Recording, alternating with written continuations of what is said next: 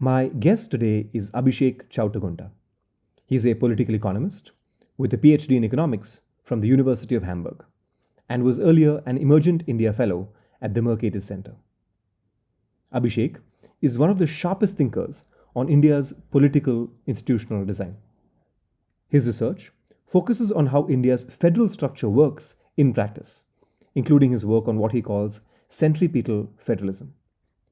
He has published papers on how federal design affected India's response during COVID and on tools like President's Role, showing how federal institutions can be used to consolidate power rather than distribute it. Abhishek believes that federalism is a good idea and that the centralization of power leads to bad outcomes. As an aside, this episode is a bit of an experiment. Instead of recording it in a studio with my guest like I usually do, I hosted this conversation as a live event in front of a small audience. The first 90 minutes or so covers my conversation with Abhishek, and the last 30 minutes are a list of questions that the audience had for him. I'm trying to see if hosting these conversations as live events improves the quality of conversation and the depth of engagement. So as you listen, I'd love your feedback. You can always write to me at deepakdisagrees@gmail.com. As always, I hope you enjoy listening. Hi, Abhishek. Welcome to the podcast and also the first live event for Deepak Disagrees. Thank you very much, Deepak. I'm looking forward, actually. What is federalism? And then maybe as an extension, why is that a good idea?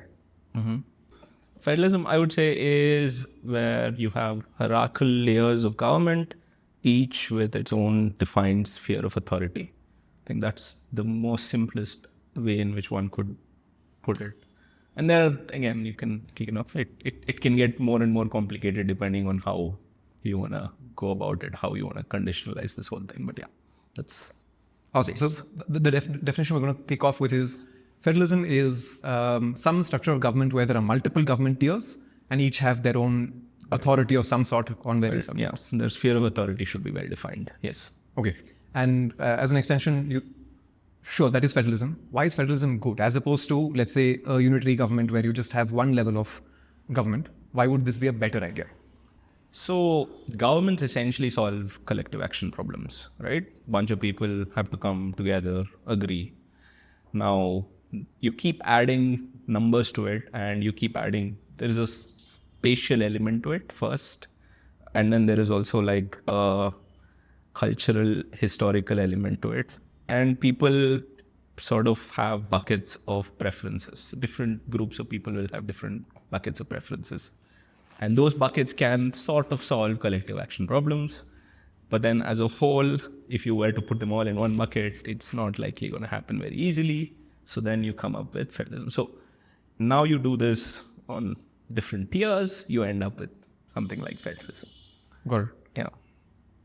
I'm wondering, the way you've described it is you're saying we have one big population of people.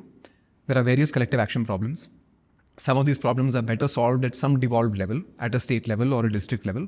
And so we use federalism as a way to solve collective action problems more efficiently at an appropriate level for that particular public action problem. Yes. Yeah. I wouldn't just say efficiently. So, it's also solved with, there is also a degree of optimality to it. This is what they would want, not just that this is very efficient, right?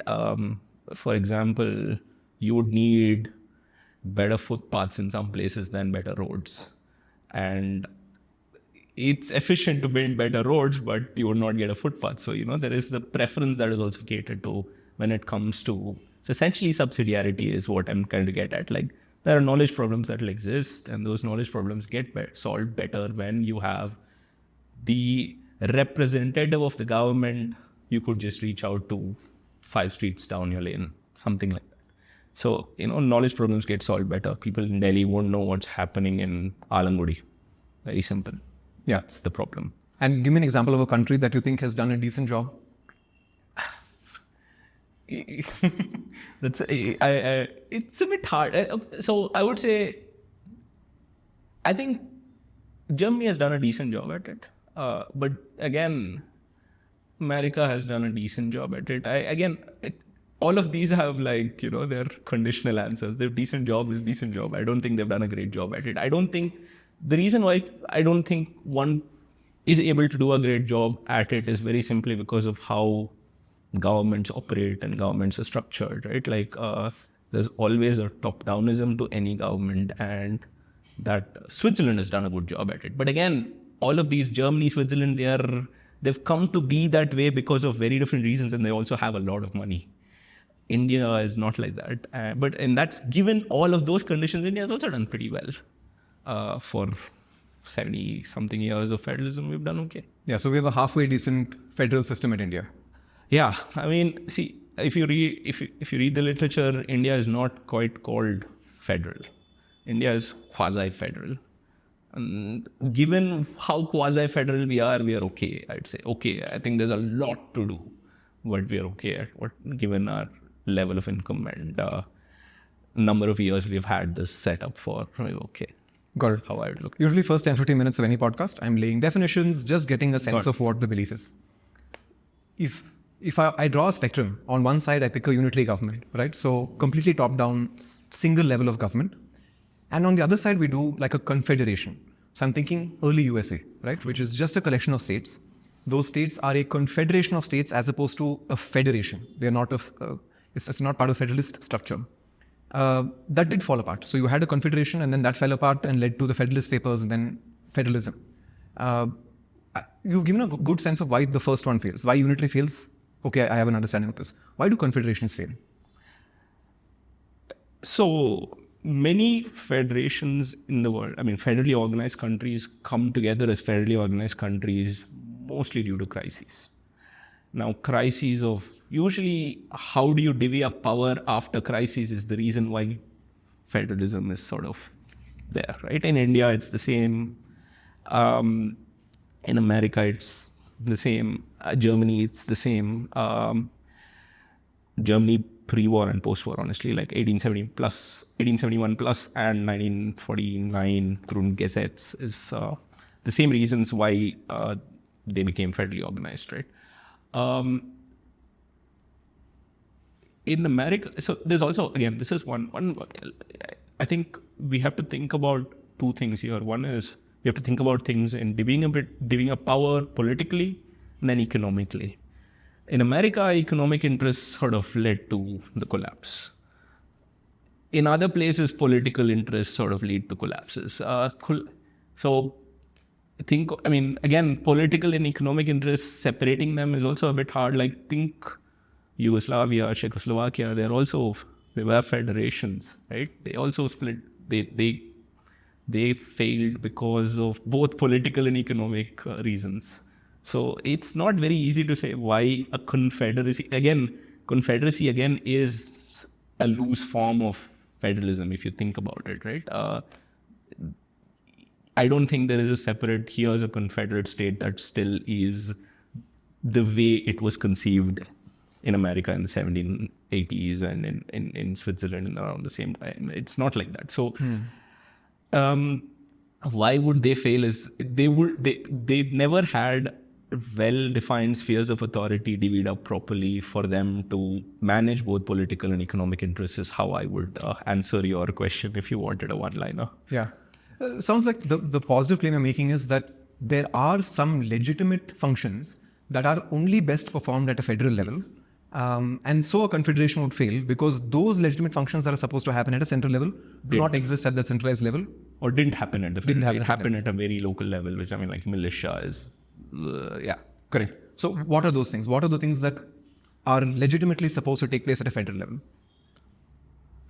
I mean, commonly defense is always one. Foreign policy is always one. I mean, defense in some countries in Europe is like Liechtenstein. It's a very small country, but its defense policy is not there. It's the neighboring country's defense policy that basically they follow. So these are massive collective action problems that need to be solved at scale, right? And those are legitimately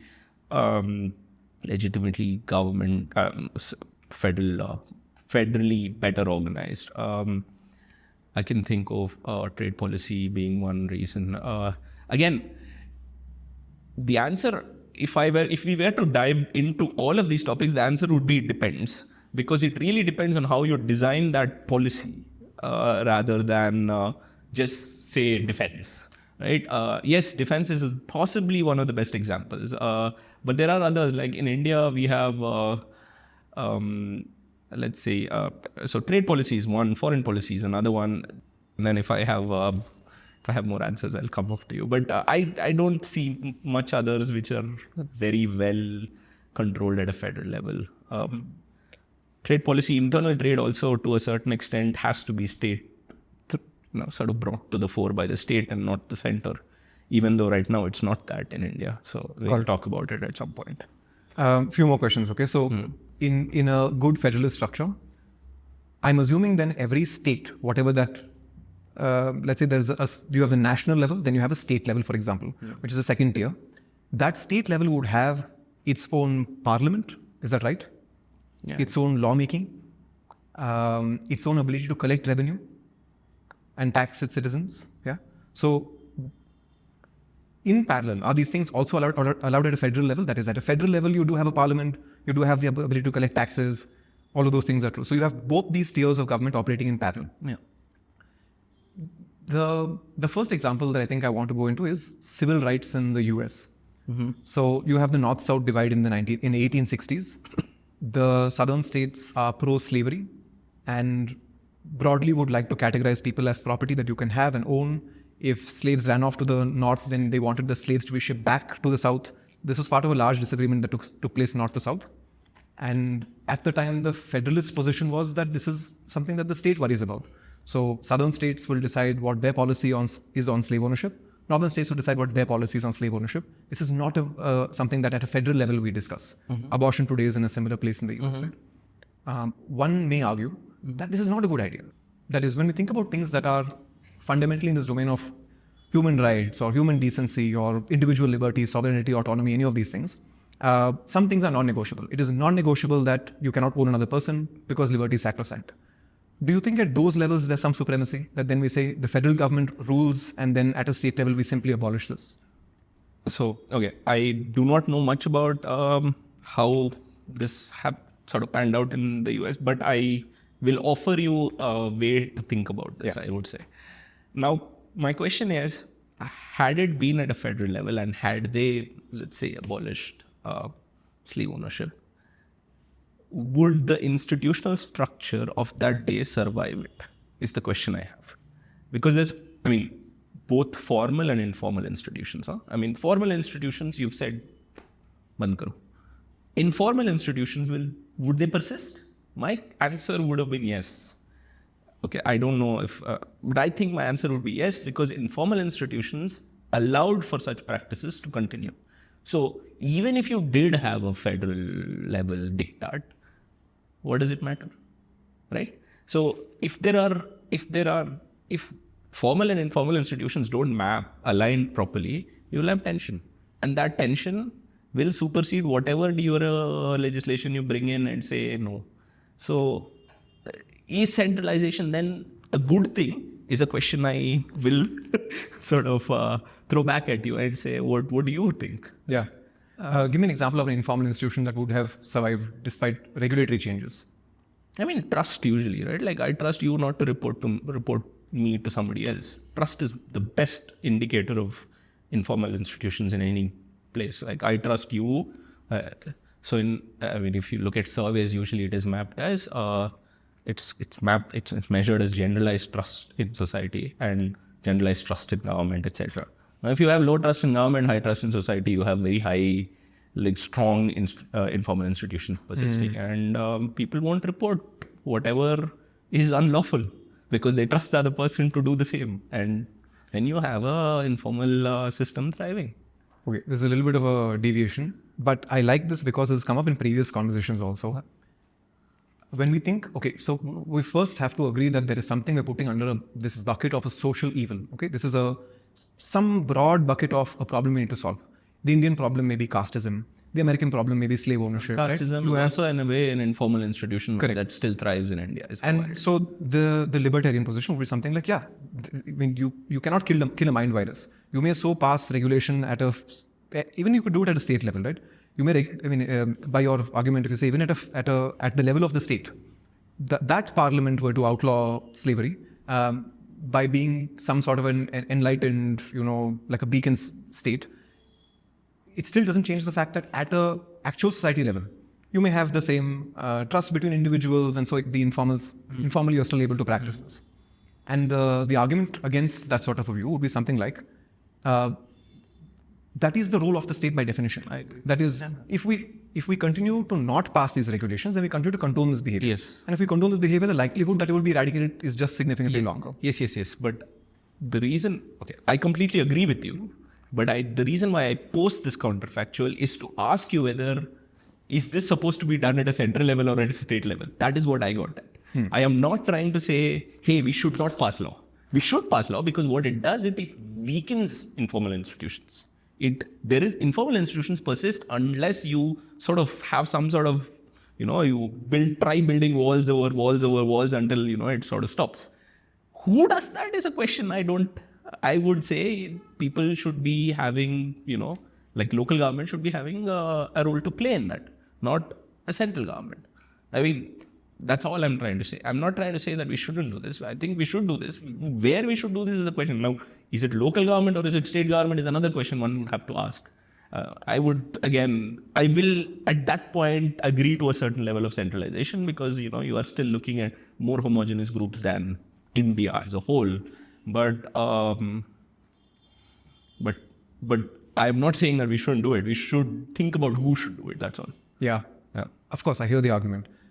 But the only pushback is pragmatically in the real world, we've seen that the most likely way for us to accomplish these social goods, once you agree that it's a social good, right, which itself is the hard problem, but the way I would try and think of it is to start with first principles. So for you in specific, I would say, Abhishek, you are broadly classic liberal, right? Like you agree with general liberal principles that we have the right to self-ownership, we have the right to liberty. These broad, general, classic liberal positions you think are true.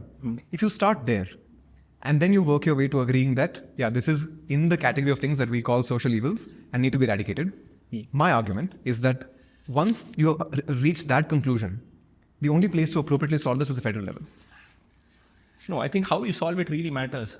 These one-size-fit-all sort of solutions, now you have agreed that something is bad, let's just go ahead and then bring out a paper which says this is bad, you shouldn't do it, from some sort of ivory tower government. It's not going to work. Like, will you solve this problem in the same way in Kerala as you would in Mizoram? Is a question I have. Let's dig into that. So when you say solve this problem, solve any problem. I am not, let's abstract there.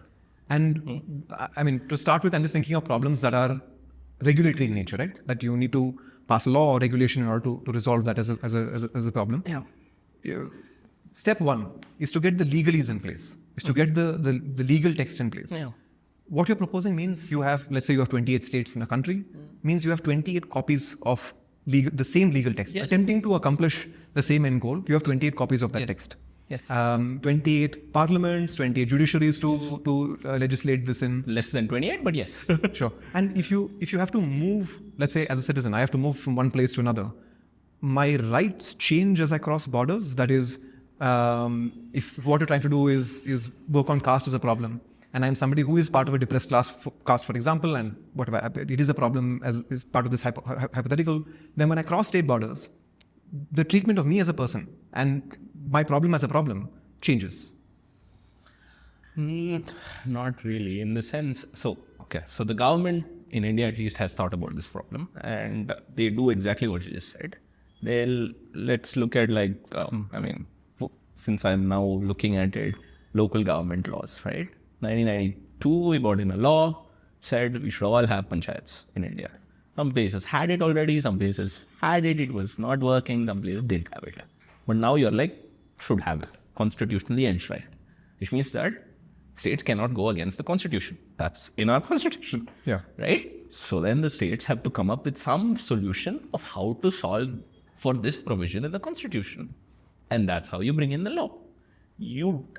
There is a certain amount of centrality, there is a certain instrument of centrality to it. But that doesn't mean that I say this is bad, now you have, this is how you have to solve. When you say this is how you have to solve a problem to a country which is this big as India, People are not going to be able to solve that problem just because somebody said it from the top. They are going to have to devise their own ways to solve problems. And that's what I'm trying to, and that requires their own legal instruments that fit their own institutional contexts. And every state in India has a different institutional context. And that doesn't mean now that just because you moved across border, your situation, if it is a very, very legalistic one, might change. But on a fundamental basis, I don't see that being a problem. Again, my example would be either the slavery example or the abortion example. Yeah, that doesn't change, because then if there is a certain article in the constitution that is violated, then there is a certain act that is illegal, right? Whose constitution? Is it the state constitution or the central In constitution? India, we have an Indian constitution. But in the US, you have state constitutions. Yes. And in your view of a federalist world, would states have constitutions? This is a very good question. I don't know is the answer right now. And I would say, because I don't know, the answer would be it depends. If you have a country like India, I think in India, the Indian constitution works very well to make sure that a lot of interests are represented. And if you wrote it with proper, well-defined division of powers across different layers of governments, you would not technically need different constitutions in different states. You would not need it. But again, if there is a case for it, like if you have extremely asymmetric set, like you have extremely rich states and extremely poor states, and there is a certain, what do you say? I mean, when they're all a part of a fiscal union, then you would have like a bit of resentment, right? Like that, I am earning money and trying to pay off another person's debt. That resentment will be there. So if you want to, then you may do it. But then again, what is the long run consequence of it? What are you federalizing for in the first place, right? You're federalizing such that as a group of nation, or as a group of people, you get to a better place than you were right now, 100 years from now, or whatever, right? You are trying to have gains from scale. And if you have asymmetric setups, which are completely valid, you may take away some gains from that scale. I don't know. It really depends on what that asymmetry is. So should every unit of government have its own constitution? It should have its own well-defined sphere of authority. Should it have its own constitution? I don't know. Does a well-defined sphere of authority mean a constitution, in your view? We should have probably covered a little bit of this in the definitions part, okay? So I'm thinking about, I'll give you an example. Let's say that in Karnataka, the Karnataka government so believes that 30% of all jobs should be reserved for Kannada-speaking individuals or individuals who are born in the state of Karnataka or Maharashtrians in Maharashtra, whatever. And let's work backwards here. So the first question would be, should the Legislative Assembly in Karnataka be allowed to do such a thing? They are allowed to do such a thing, and therefore they're doing such a thing. Should they be allowed? What are the consequences of it, right? Are you creating opportunities? Is that leading to welfare outcomes that are desirable? So, and this is why I said definitions part, okay? So I'll try and phrase the question now. In what is federalism for? In the sense, imagine China, okay? Now, we could postulate that China is a highly coercive society. There is single party rule. There is not a true democracy. Federalism in China has been great for China, right? China has multiple tiers of government. They're all delegated meaningful authority, clear definitions of what they're supposed to do. If you disagree with the China example, go on. But imagine a hypothetical country that is totalitarian by constitutional design, but uses federalism as a way to get work done. That is, they have multiple levels of authority, clear rules about who can do what, or what the responsibilities at that devolved level are. And so they use federalism in order to effectively enact whatever they want to enact. The question is, federalism a tool of efficiency? That is, it's the best way to do what needs to be done, or is it a moral tool? That is it the best way to represent the will of the people? Is it a tool of democracy, or is it just a tool for governance? Okay. I'm sorry, I have to unpack this. That's why I'm writing this up. First, I think we have to unpack what decentralization means versus what federalism means. Yes. China is a decentralized country, not a truly federal country. India has more decentralization than China and has more authority. given out to local governments than China. It's just that the way we have done it is a bit messy. And now, the reason why I think, so decentralization does not mean federalism. Okay. So I would not go with China as a federal country example at all. One. You can have decentralization, but if you can take away those powers by fiat, then you don't have a federalism, right?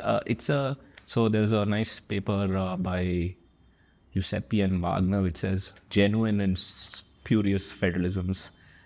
China is in a way closer to spurious federalism than we are closer to spurious federalism. That's how I would put this.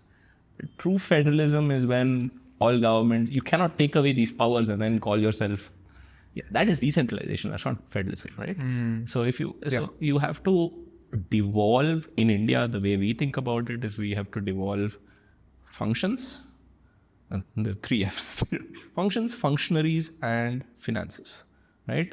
So you need to have effective functions, clear functions. You cannot have overlapping functions. You cannot have like, state government does X, local government does X, central government does X. Then who does X? Everybody does X. Should everybody do X? Maybe not the best idea. So that's one. So you need to have clearly delineated functions. You need to ensure that these functions are vested with functionaries that can effectively carry this work forward. So, you need to have councillors, you need to have ward members, you need to have MLAs, you need to have MLCs. In some cases, like Karnataka, you need to have MPs and lower and upper, whatever.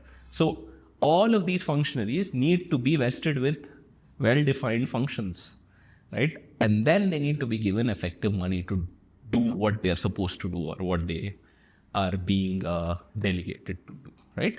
So if you can take away all of this in one stroke, that's not federalism. That is a good that you brought up this full definitional thing. This is what I think needs to be thought about first. Is federalism a tool of efficiency or is this like a moral normative? So you're asking whether it is like a positive argument or a normative argument. I would say it's both. Now in India, we came up with federalism very simply because we had way too many people and way too many people who also had power. So we had princely states, some big, some small, some really tiny. We needed to do something about the power that they had. You wanted democracy. You also had the British leaving. So you needed to somehow consolidate all of this into a governmental system. That is one. Then we had very different people across the country. They all needed their interests taken care of. And therefore, there is both a positive and a normative argument that is sort of at play, right? You need subsidiarity, you also need efficiency, and therefore we came at federalism. So I don't think the answer is that straightforward. It's a bit blurry then. It's a bit gray. Yeah, I like the first answer. That makes sense to me. That China or unitarian countries who decentralize are not the same as federal countries. And this is because those individual levels, the state level or the district level, whatever, have no autonomy per se. Right? They're not autonomous.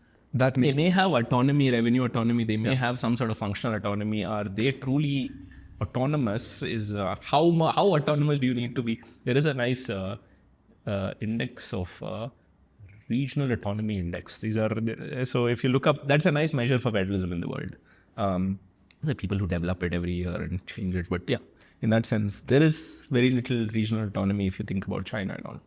And what's wrong instead, okay, with a unitary system? So you have a single government that you elect, but that government appoints somebody at the same level. So it's still a democratic country. It's not autocratic like China or other countries are. You still get to vote. But in effect, what's happening is that you're having somebody from your population. So for example, the region of Karnataka has, for lack of a better word, a governor who is appointed by the central government, who comes from the land, who understands contextually the region and does a great job for Karnataka. And if they don't do a good job, I won't vote for them the next time. Right? You mean the chief minister, not the governor, because we do have a governor. No, but the chief minister is part of the devolved level of the state. Yes. I'm saying that there is no level of the state. I'm trying to understand, in the instance that we don't have that state level, why not simply, so what do we lose here? What do we lose if You simply have the central government appoint somebody who governs, but then they intelligently pick somebody who is from the land itself. Okay. So, we have 543 MPs or something right now. I mean, we might have more right now. Is that enough representation for you is the first question. Do you want it even lesser is the next question. Do we just want 28 governors? We have elected these 543 people and then they appoint 28 people and then be done with any sort of governance. Does that sound optimal? Is the question I would ask, right? How do you want your representation to look like? Right? You are doing this in order to build safeguards around overreach, correct? You don't want, already malapportionment is very high. I mean, if we don't have enough legislators for the people we have, right? First. And then you're saying that let them do everything. Then what is the will of the people? I'm not saying that your suggestion is wrong. I am suggesting, if you think about the design consequences of it, is that the kind of representation you seek out of your government? Is that democracy? Is the question then one would have to ask. That's why you need different levels of governments and you need elections at every layer of government.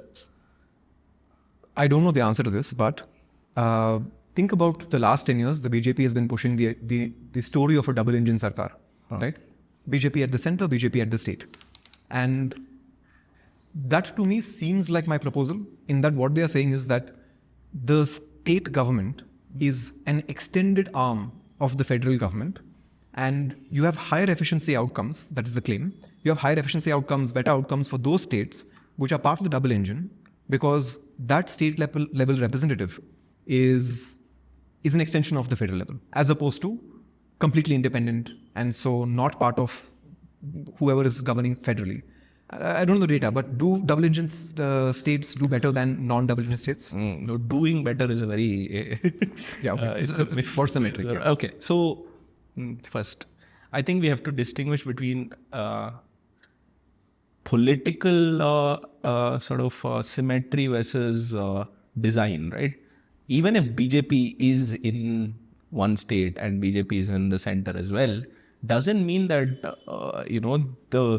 the governance system is compressed into one. The federal setup still remains, and it remains in order to have safeguards against overreach. That's one of the first reasons why I would think federalism is good. And then the second reason is BJP in Delhi does not know if somebody in Kerala wants more footpath or road. I'm sorry, I keep going back to sort of a fulcrum example. This one. Having said that, is there some argument for this symmetric power structure, political representation in states? There is evidence which suggests that strategic transfers happen better if you have political affiliation, which is symmetric. So there's a paper, I think it's 2013 paper by Vijayaluvampalam et al., which show that if you're allied, you end up getting more funds from the center. What does that fund do? No answer. But there is the better funding is happening because of political allegiance, not because it's easier. Okay, so there is strategic design which is happening. Like, I have my people there, so I give them more money than not my people. That's there.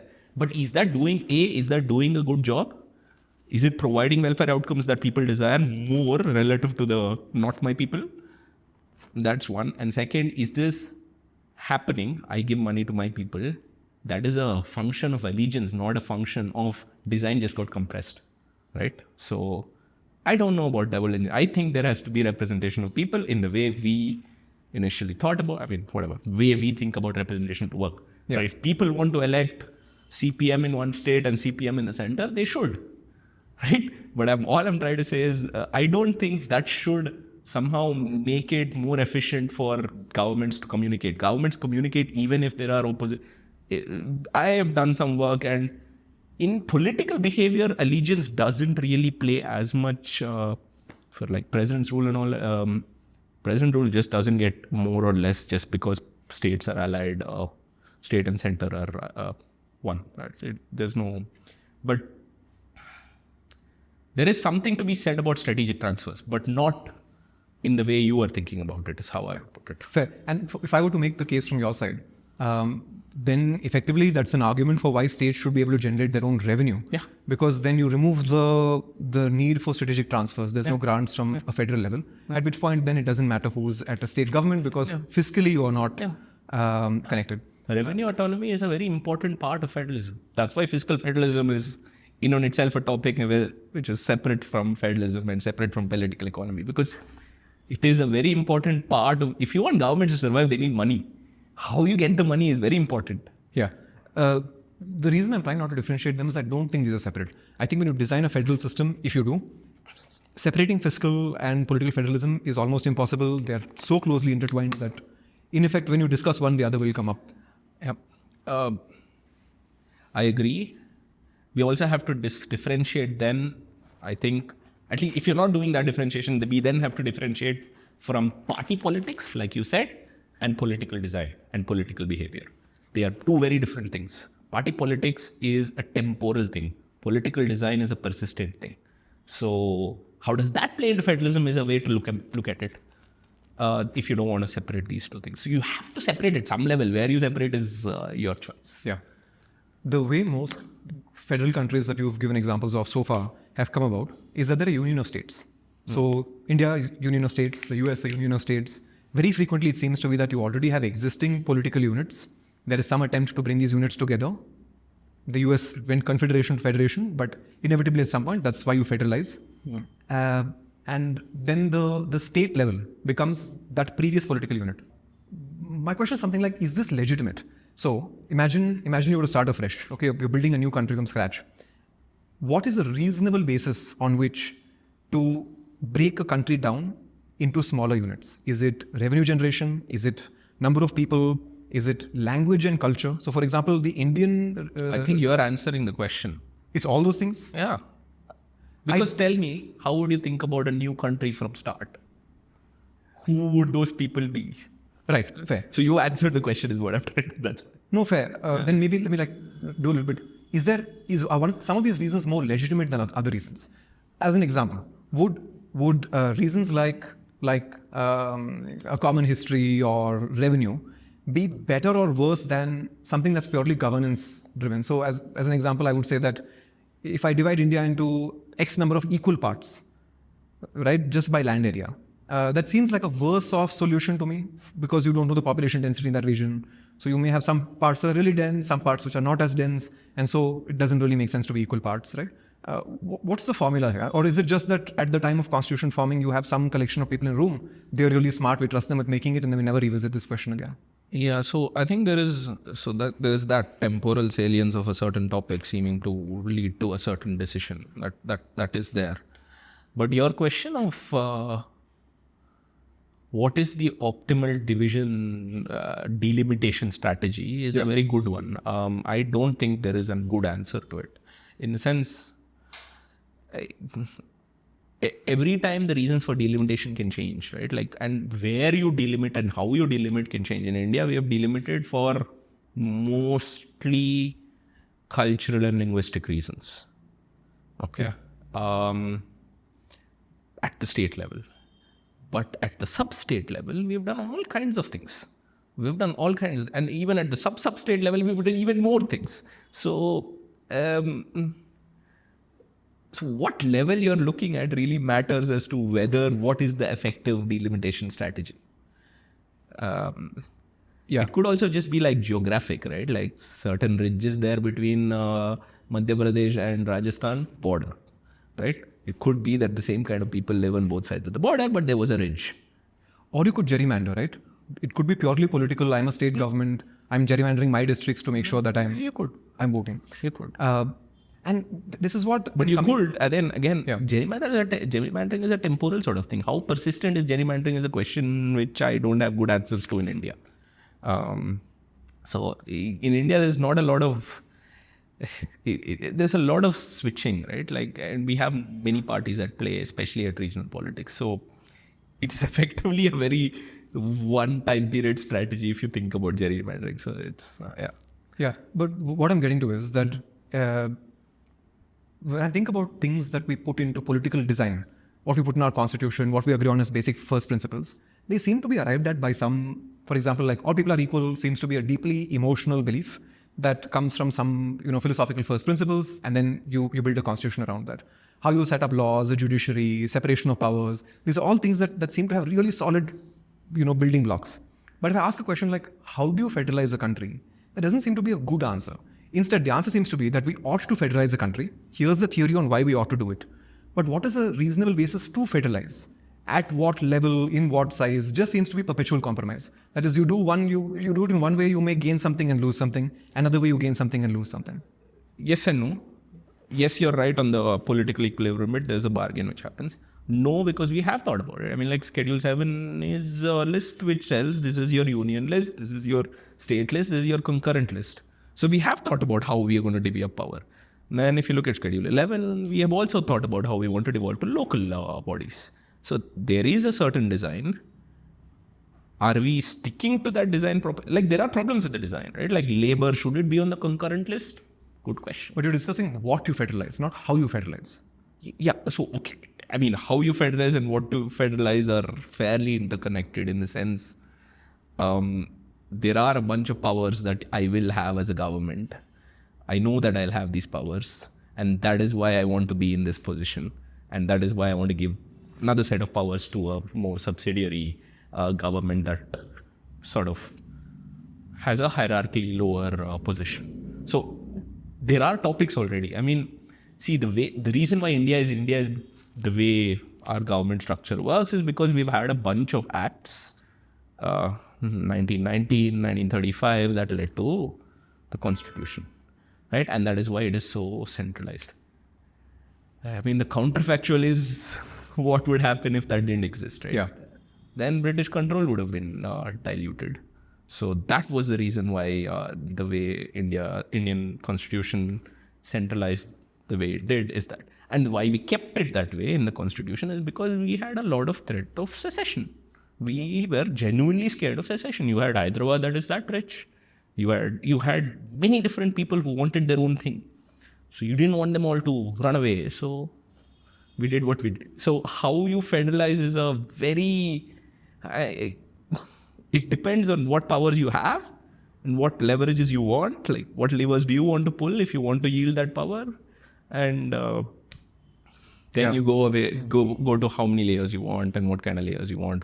How do you linguistic, cultural, geographic. Many places in America is geographic, right? Yeah. I'm putting on my libertarian hat here. Okay. Why your answer is not sitting well with me is if you think about the individual as a starting point, right? Like the one person is the unit on which political philosophy is built. It's not at the level of a district, a city, a state, a nation. Those are all abstracted levels. The level that truly matters, because the only experiential level is the individual human being, right? Then an answer like the reason we have Karnataka as a state is simply a consequence of historical accident, right? It's not a good enough answer. Because I will say something like, yes, we've ended up in a reasonably good country. India is at a peak as opposed to you could be in Myanmar or you could be in North Korea, right? We could have worse outcomes. So there are many more valleys around us. We're on a peak.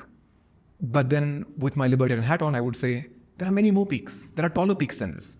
And if what you say is true, Abhishek, that we could have a much brighter world as a consequence of federalism, in what direction should we move India to further federalize it such that we end up on a higher peak? And part of that question, in that question, is baked the assumption that there is some way to federalize.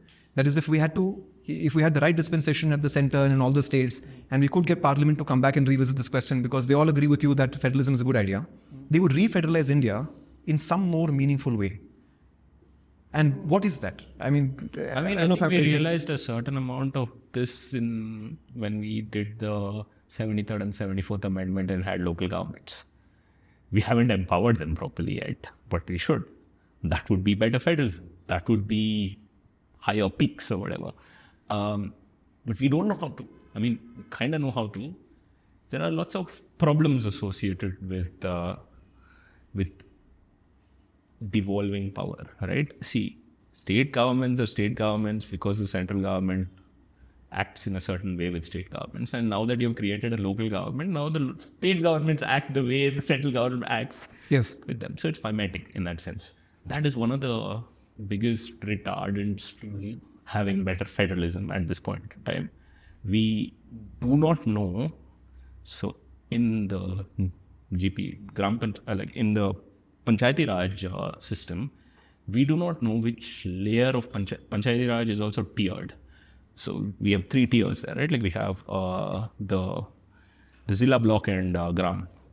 We do not know which of the levels have what powers. We do not know who to give it to. We do not know why those powers are there.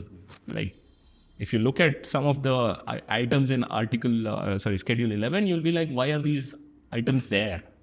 So we do not know why we put in those powers. We do not know why we have given some people some powers, but we have created these we've done the right thing of creating governments. We have to now do the right thing of giving them powers and money.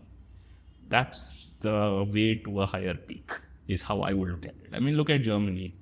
Power is at the communal level. There is cantons in Switzerland, same thing. America, same thing. You look at Canada. Canada is a bit weird, but it's also the same thing. You have made sure that you have given powers and functions and funds to the localist government possible, whatever it may be. I just want to see if I'm right about this. When you say give them money, what you mean is allow them to generate revenues. Sorry. Yes. Correct? Yeah. My mindset is also very Indian in the sense that saying give them money, but they should be allowed to tax properly. Yeah. And yes, taxing at scale is an argument we can have. There is a fiscal federalism argument of where should this tax... I mean, the incidence of tax can't be always at the local level, maybe. I don't know. Some taxes may be best at the local level. Some taxes may be best at the state level. Some taxes may be best at the central level. 2 associated questions, okay? One, given this, how do you feel about GST versus previous tax norms? Or, for example, the fact that India has a planning commission, right? And so there is... Pardon? Yes, so we had a planning commission. We had Niti Aayog. Who decides? Niti Aayog is replaced. Yeah, planning but who commission. decides what? Finance commission. Sorry, yeah. So we have a finance commission. How do you feel about this? Is this reasonable that there has to be a commission that then sits and figures out who has to get how much money? We have state finance commissions as well. Yeah. So it's reasonable that they exist because somebody has to figure out how to cut the pie. Should the pie be very different pies everywhere? I also think yes, because the problem is we are a bit weird when it comes to federalism, and then most other federalisms that are really well designed and functioning are very, very rich. We are that rich. So we have our own federalism. Our style is good, right? Is the GST a good thing? It has made a lot of things more efficient. Has it sort of watered down state autonomy? Kind of. Because it is better than the previous system, but it is not in any way improving fiscal autonomy of states. Not in any way. It is not meaningfully improving the fiscal autonomy of states. Correct. Okay. And I think that is where we need to think about, like, states should be borrowing however they want. States should be spending however they want. They should create their own budget rules. You may have an overarching cover. You may have that. And then when that happens, you can have... you need to design instruments which have effective compliance built into them, right? Like there has to be self-enforcing. All these rules have to be self-enforcing to a certain extent. But we don't do all that. So we have to think about the design a little better. But I think we are at a better state than having, I don't know how many taxes to pay on if you look at a bill that you get with like a menu cost item of taxes, that's more. So I want to push back on this. One, as somebody who is an entrepreneur, right? Running a business across India, pick 5 different cities and 5 different states and want to run a business, used to be extremely complicated because of the way the tax structure was earlier. And a federalized tax structure has made that easier. There are lots of gripes with the GST, but compared to what we had before, has made it more difficult. Yeah. if we follow through on your way of designing the world, each state would have their own system of taxation. No, each state would have revenue authority, revenue autonomy. I'm not saying that they should have different. They can have similar designs, the same design, but they should have a say on how these rates work and how I can lower and increase rates. I don't think I am not proposing something like everybody is special and therefore everybody needs to have their own thing.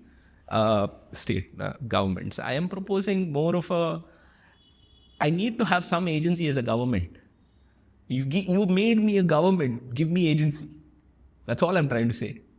So GST by itself is a very, very good thing in the sense there is a lot of efficiency which has come in post the introduction. But there is still, like you said, there are better peaks to climb. You have to climb them, right?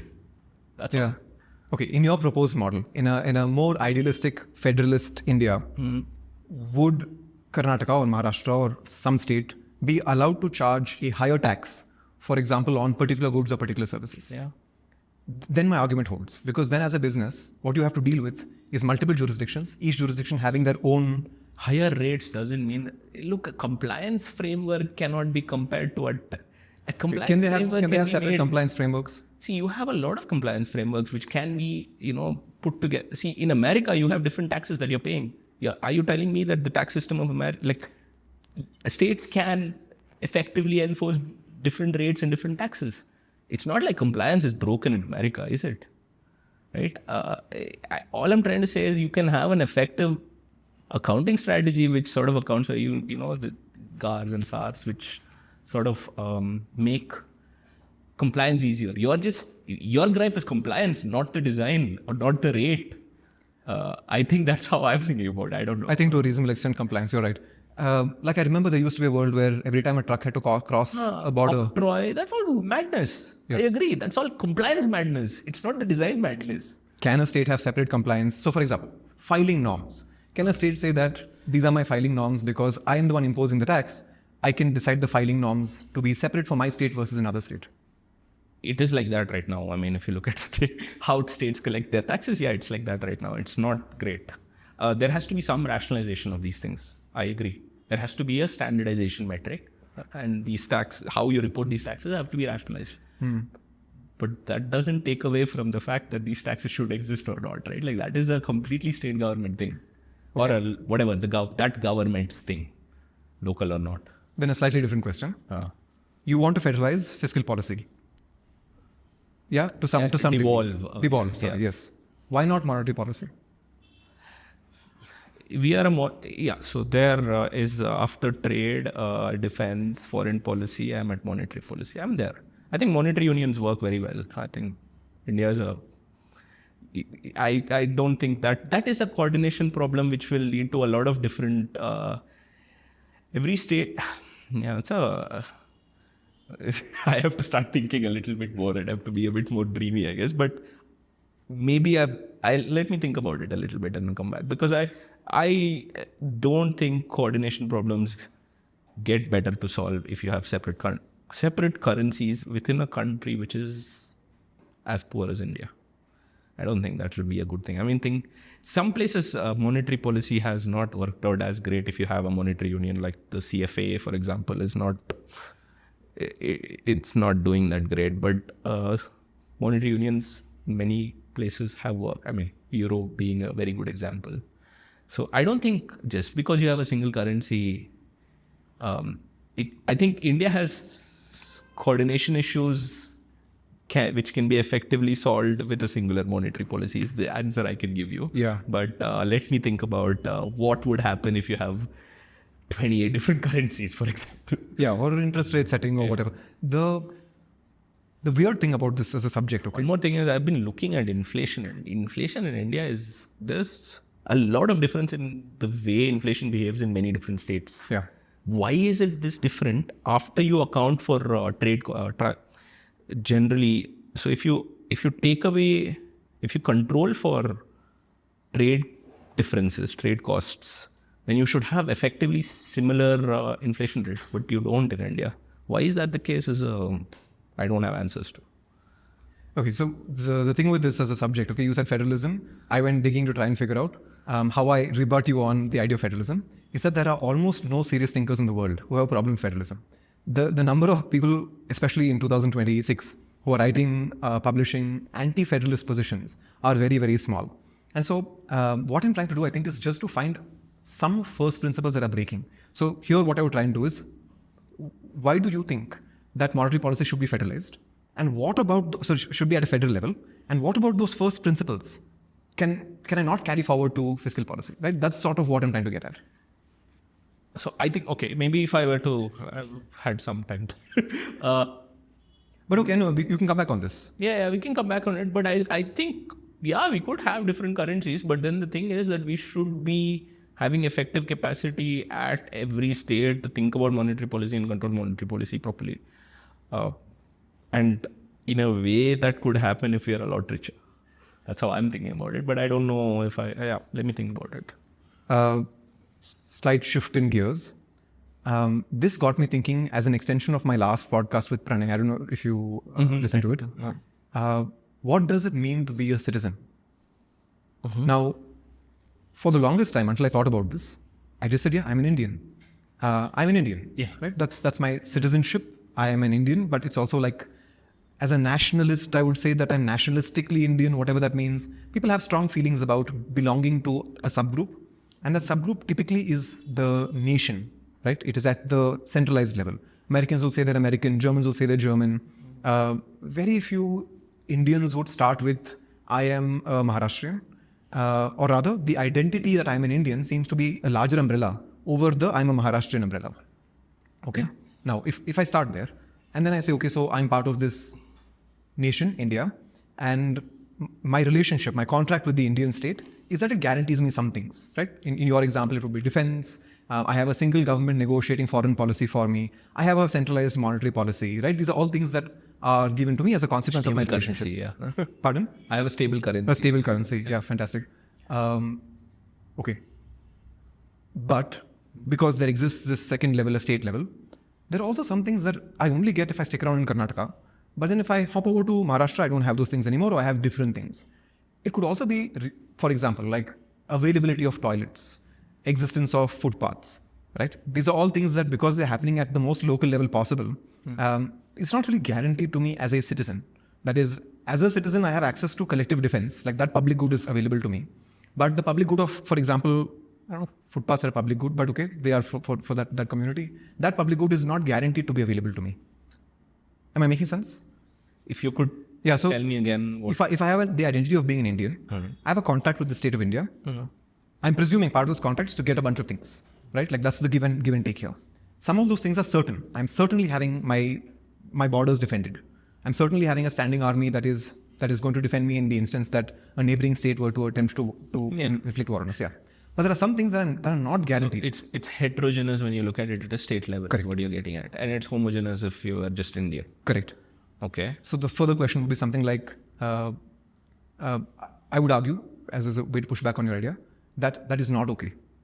My identity as me being an Indian should guarantee me the same things that somebody in Punjab gets, somebody in Bihar gets.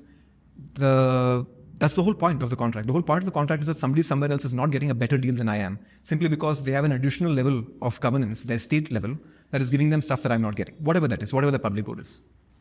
Interesting. Maybe I ask you a question in response then. So you're looking at specific public goods, not the general gamut of public goods. Correct. Why not? Because the heterogeneities might just even out. There might be something there, it's not here. There might be something here that's not there, evened out. Why aren't you looking at it that way? You could, and I don't know if there's like a right or wrong way to look at it, but I think it matters that in the sense that for somebody who lives in an impoverished state, a state where per capita GDP is lower, the resources available to that particular state government are lower, whatever the reason is, right? For those people, it matters a lot because they are looking across at other Indian citizens.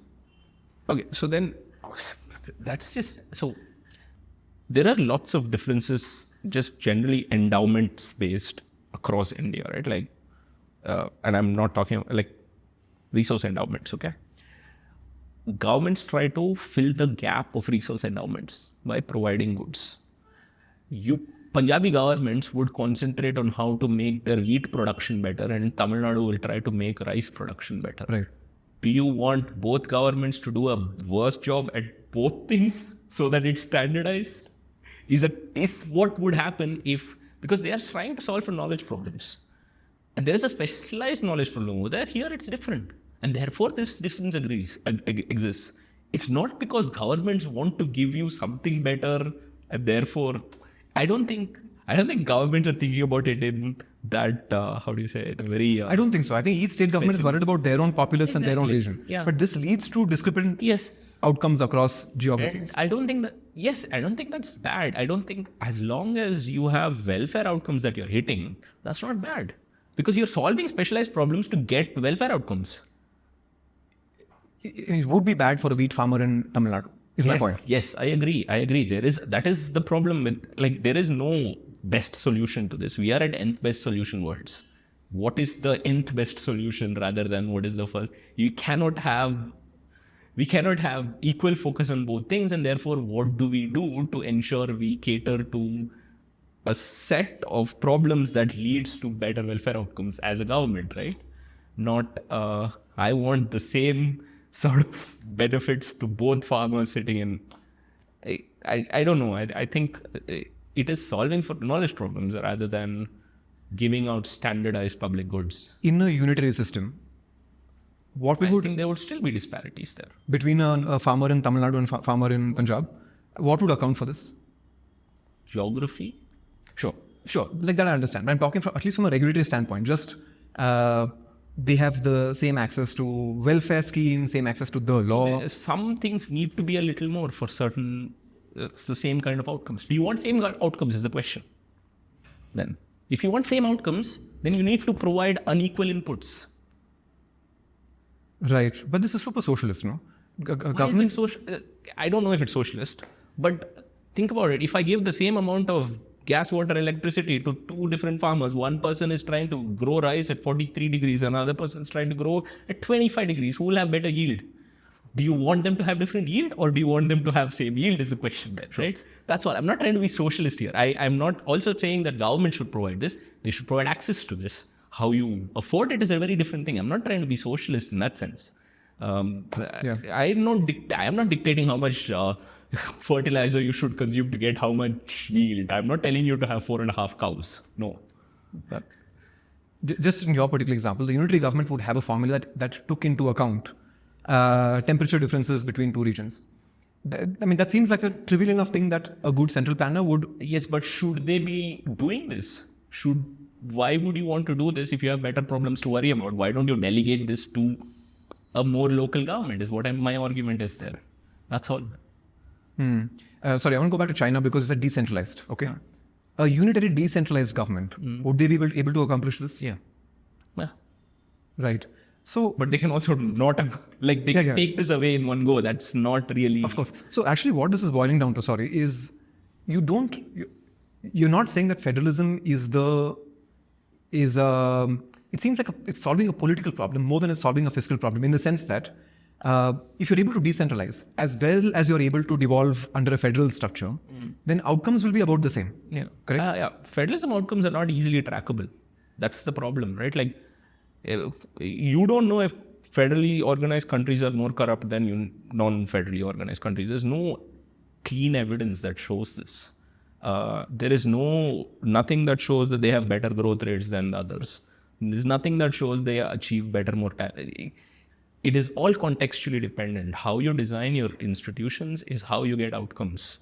And federalism is a nice structure to design your institutions around. Yeah. That's all I'm But so I'm being pedantic, but because on one side, what you can have is a unitary government who decentralizes really well, okay? So China would be an example. And on the other hand, you have a federal structure. The difference between these two systems seems not to be efficiency in ultimate execution or outcome. Because in theory, it is possible to imagine that in China, a farmer in one part of China could have a contextual solution to them, and a farmer in another part of China could have a contextual solution to them. And this is accomplished without a federal setup, but with a decentralized setup.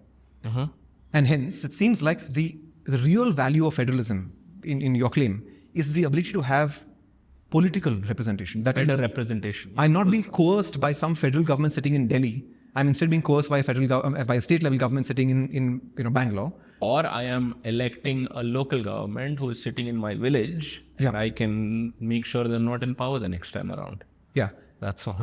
Right. And so this is not an efficiency problem. That is, the real claim is not that unitary governments result in worse outcomes, because they can decentralize, they can follow the principle of decentralization and still accomplish the same outcomes. This is actually a case in something like individual rights and autonomy. You're saying that it's better for liberty that we federalize. Also, yeah. I mean, there are a bunch of nice things that would come out of having federally structured countries, and this is one. Yes. Yeah. Sorry. The only thing that comes out of it is this, because decentralization accomplishes the rest. See, initial conditions really matter, right? Like why you became federally organized really matters. Can't be that I can be dictating the same thing for Macau or for, I don't know, thinking of a small country here, Singapore or, I don't know, I don't know. I don't see, I don't see this as a, hey, you should all become federal. You have federalism, you make federalism better if you have it, is what I'm trying to get at. It is not, the only thing is not representation. You have federalism because there were initial conditions that led to it. And now, what do you do with it is the question. Understood. Okay. Under this whole citizenship bucket, the next part of this is secession. Mm-hmm. So, broadly, you would say that people have the right to self-representation. I should be able to have my own government of choice. And if I so choose not to be part of the union, I should be able to secede from the union. Mm-hmm. That's the advantage of federalism, right? That when we feel like we no longer belong with the union, we get to take a step away and be part of our own country. We get to secede from the union. I'll pause here if I'm mischaracterizing. It depends on the design, how you design your federal setup, right? Like how you do secessionism is also something you could design. And why you do it is also something one could design. I can't think of better responses than that. In the sense, I think it really depends on why and how and what you want to do once you do this, because it also creates, it also creates a bunch of problems once you secede, right? So one has to, I don't think our institutional setup allows for that. I don't know if any country's institutional setup allows. So I looked this up. I think the United States also now doesn't allow it. At one point they did, when the Confederation was cool. Exactly. But it's not cool anymore. Exactly. In an ideal federal setup, what do you think? Good question. I really don't know. I really don't know, because there are gains to scale, right? And now you're taking away the gains to scale. Then should you be taking away gains to scale? So should the whole country exist in the way it is a question then, right? It becomes the setup makes sense. The parts make up the whole. Now you take away a part, is it the whole? I don't know. Yeah. So I really have to think about. You've done work on president's role, but also think about instances like, I don't know, Kashmir is an example. I don't know. So we spoke about whether states should have their own constitutions, but Kashmir did, if I'm not wrong, or they had special provisions and then additionally a constitution that had some, and then of course with the abrogation of 370, we've removed that, or at least it's a completely hollowed out constitution.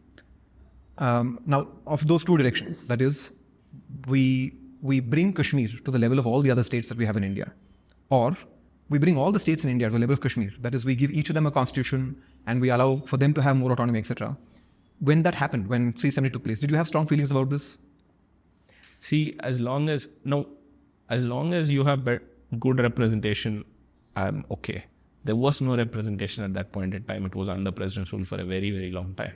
So I think, of course, I wanted an elected government over, and that is something I have feelings for. What if it was an elected government, but they had seceded from the Indian Union? Because I'm again going back to the... It's also, like you said, it's a social contract, right? Like now people have entered into contract, and what are you doing to those people who don't think this contract should be broken is the question I'm trying to pose, and that's why I don't know the answer. Yeah. Because, yeah, cool, you can have a instrument for secession, and then what?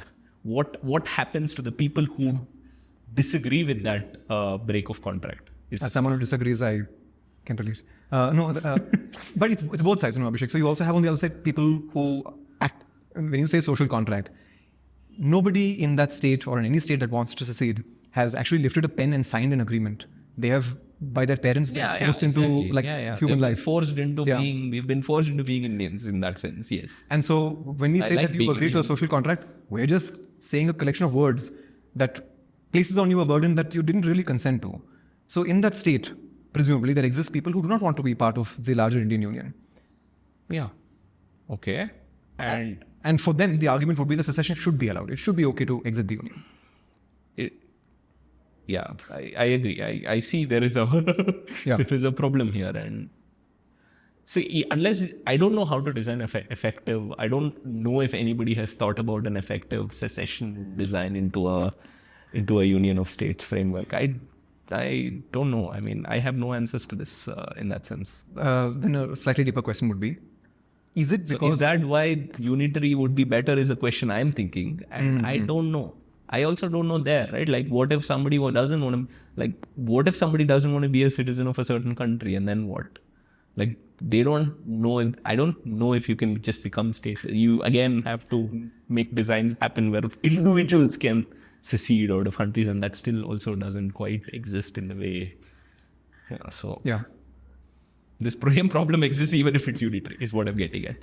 I know, but my feeling on why this doesn't exist, why there's no standard way to secede from any union anywhere, is simply because the federal government doesn't want it. This is not a design problem. If in principle we had to design a solution to this, we've designed democracies, we've designed complicated judiciaries, we've done enough complicated stuff as human beings that to design a secession process doesn't seem unlikely to me. Right? That in principle you could design one. It doesn't exist because at a federal level we simply don't want for this to happen. Yeah. The question is, then what? Right? Like, that's the problem. I don't know what happens once we have moved from states to individuals, and there's still it's the same problem, just micro, right? I don't have effective answers for this, I think. My point is being something like, if you want to maximize individual liberty autonomy, then we should allow for it. We should allow for people to be able to vote their small geography out of a larger union because they no longer want to be part of that larger union. Because it is coercive in some way. They want to set up their own self-government, etc. Yeah, there are people who've done that also. And that hasn't really worked out well. And that also probably is one of the reasons why governments don't want to allow people to just... It hasn't worked out well for whom? The people or the government? But that's their God-given right. To end up in a country that doesn't work well is their right. Yeah, I agree. I do agree. There is a certain paternalistic angle to it. I will concede there. I think governments, in that sense, you are giving a part of your liberty to a government so that you can have collective welfare. Yeah. Yes. And then as an extension to this, let's say that you have a state, okay? And the way to elect representatives in that state, that is your state level government or your local representatives, is non-democratic, right? In the sense that it's either a poor democracy, so elective rights to vote are given to very small numbers of people. So for example, we exclude, let's say, women from voting, right? Now, one way to look at this would be to say, yeah, cool, that's a state problem. That is, the state can figure out who they want voting or not voting for them. This is not something at a federal level, central level we worry about. Or the second way to do this is to say, no, we have an election commission and we have rules about this. And the elective process that every sub-tier follows is something that is centrally decided. In India, no. I'm not discussing India or the US. I'm just asking if you were to think about meaningful design, is this something that we want to federally guarantee? That, hey, at a central level, we're very clear that... the right to vote is a federal guarantee. And states have to follow it. Abhishek, when we started, I spoke about slavery, okay? And you said on a slavery level, states have to decide because this is normative. We shouldn't centrally start outlawing slavery. Yeah. See, that's the thing, right? But the right to vote is then at the same level of right, no? So, yeah. Then, see, usually federalism also entails free movement of people. If there is that kind of a problem. Yeah. So yeah, sure. I mean, do it, but expect consequences is what I'm trying to say. Yeah, if that power is like that, then yeah. I don't think there is any yeah, sure. I mean, if you want to exclude people from, I mean, if you want to disenfranchise people, you may do so. But since the federal setup will allow for movement of people, you expect consequences of disenfranchisement. That's how I would look at it then. This is the vote with your feet argument, right? Like that, if you don't like it, just move to another state. Yeah. My only struggle here, okay, is in principle that sounds right. In principle it sounds, but you ask me what it will take for me to leave Karnataka, where I live, where my family lives, where my dearest friends live. I know the people across the road. What would it take for me to leave Karnataka and go somewhere else?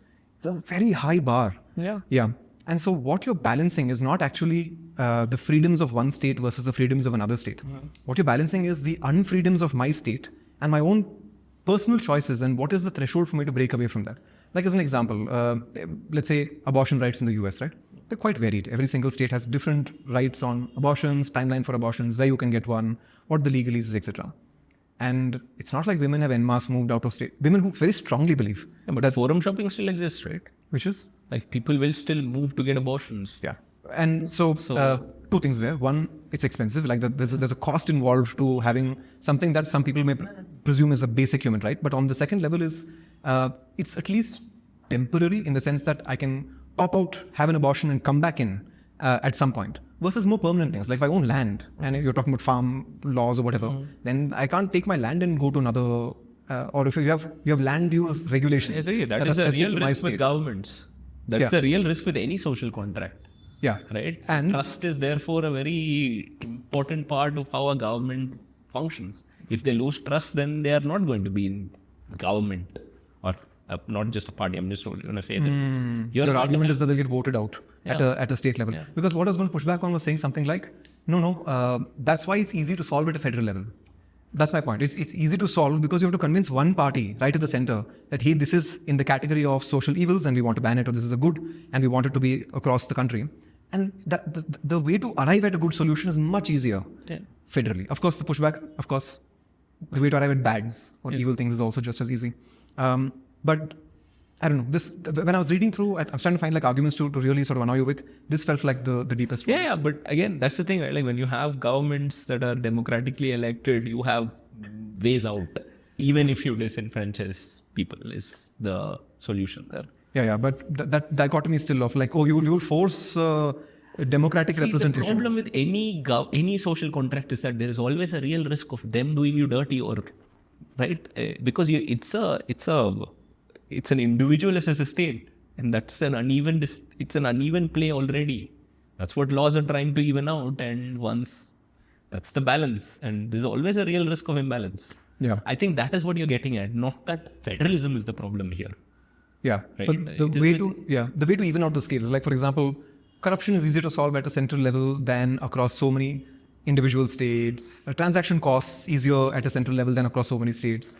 I'm saying if I had to fight the fight, it's easier to fight the fight at a central level than across individual states, across so many states. I don't think so. I mean, I'm going with corruption. Sorry, it's stuck as a... Yeah. I think corruption is just... corruption exists because of a lot of reasons. Corruption reduces because of generally better monitoring devices and the will to monitor. Now, how you cultivate those two things is up to you as a state. On the corruption, it can be at the central level, it can be at the state level. Now, I think at the state level, it's easier because you have institutional context. How corruption works in Karnataka may be very different from how corruption works in Tamil Nadu. And therefore, you need localized solutions to localized corruption.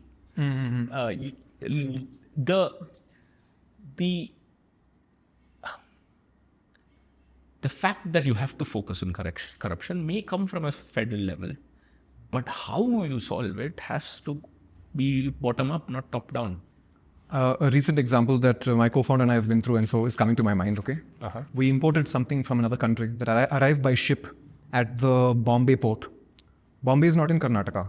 I am a citizen of Karnataka. I live here. I vote here as part of this federal structure. In theory, my local representative is the Karnataka government. Yet, I have to deal with a bureaucrat who is sitting because there's no way for this good to arrive in Bangalore.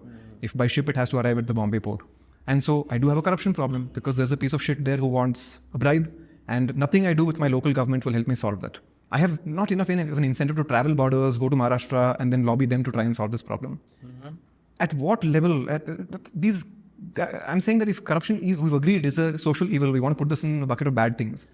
Once we've agreed that this is in a bucket of things that are good or things that are bad, why attempt to solve this at a state level? So, who gets to knock at the door of what government is? I think that is the problem. There is a jurisdictional problem which you are getting at, right? I think it is again a legal design issue rather than do I solve it at a Maharashtra could solve it at a Maharashtrian level, and Karnataka solves it at the Karnataka level, and then you have no problems, because then as a person domiciled in Bangalore, I can go knock at somebody who solves these issues in Maharashtra, right? It's not there has to be a central nodal officer for corruption. That's not really the solution.